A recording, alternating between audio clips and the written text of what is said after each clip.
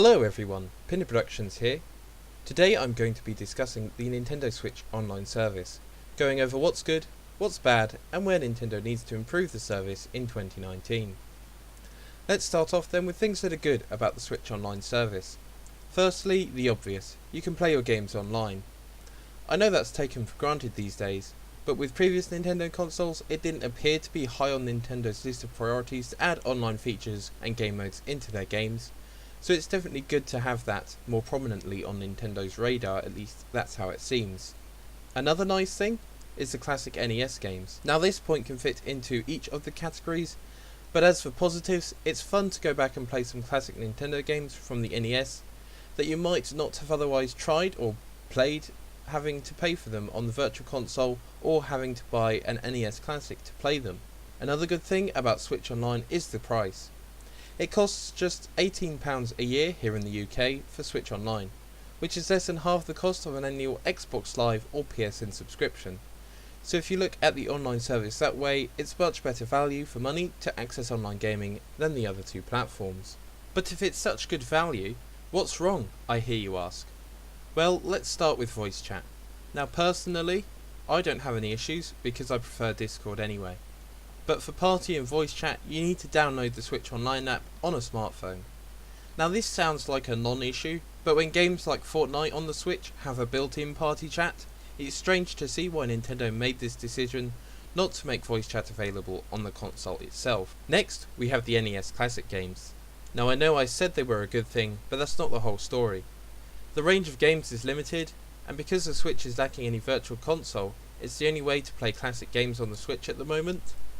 I'll get onto my suggested improvements for the NES Classic games in a moment, but in short, the range of games needs to be extended. And now we move on to the most important issue that needs to be fixed this year.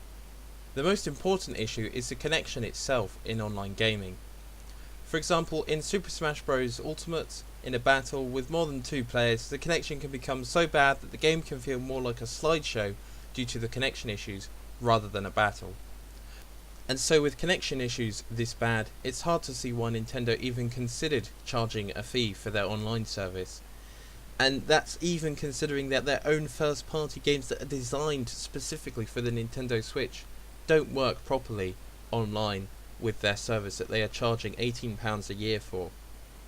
So let's finish the video hopefully more positively by looking at how Nintendo should improve these issues in 2019 to make the Switch Online service more worth the £18 a year. So let's start going through these improvements with what I think is the most crucial improvement and what should be Nintendo's top priority for improving the Switch Online service in 2019. And that is, as you may not be surprised, the connection issues in their games, particularly in Super Smash Bros. Online battles where you have 4 players and it becomes a slideshow effectively. I've already listed the issues, but I think that needs to be Nintendo's top priority for fixing the Switch Online and making it more worth the £18 a year. Next, we move on to the classic games. I think the range should be expanded to include games from other classic Nintendo consoles, such as the SNES or the GameCube. I think this would be a good way for Nintendo to expand the range further than just the NES catalogue of games, and it would add more value to the service. Lastly, we have the issue of voice chat. I think this should be made available directly on the Switch system, and the use of the smartphone app should be made optional.